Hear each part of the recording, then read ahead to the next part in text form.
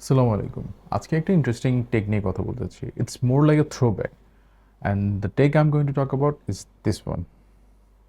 I guess আপনারা অনেকে জানেন এটা কি। এটা হচ্ছে iPhone 5। ফার্স্ট আমি এটা ডিজাইন নিয়ে কথা বলতে চাচ্ছি আর কারণ just look at this.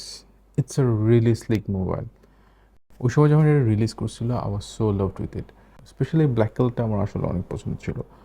Just দেখেন it's a really slim looking body and তার উপরে they pack the camera in a way মানে এটা দেখাও যাচ্ছে না, এটা কোনো বাম্প নাই, so it's a good looking phone and just look at it, মানে হাতের মধ্যে চলে আসতেছে। লাস্ট কখন আপনি এভাবে ইজিলি ধরতে পারছেন অ্যান্ড জাস্ট আপনি যদি দেখেন এটা just like it's so easy, it's so easy to ম্যানিউভার।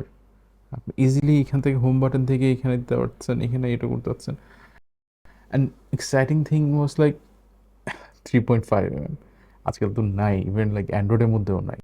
And এটার ফার্স্ট ছিল যেটা লাইটনিং কেবল নিয়ে আসছিল, এই যে যেটা এর আগে ছিল হচ্ছে অনেক বড় ধরনের একটা পোর্ট ছিল 4S গুলোতে।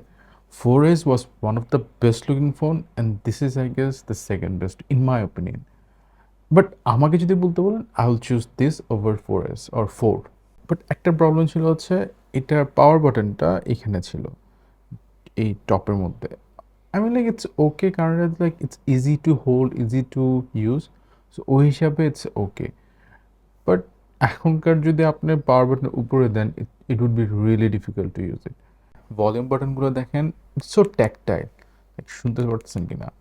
It is so tactile. And আমি জানি না কতটুকু দেখতে পারতেছেন, এটার যে স্ক্রিনটা আছে it looks so good. মানে লাইক সামনাসামনি এটা দেখতে আসলে অনেক ভালো লাগে and the camera is still a decent camera, আপনারা ইজিলি পিকচার তুলতে পারবেন। এটা আসলে one of the best looking phone and I still have it, I still love it. So this is iPhone 5 throw back.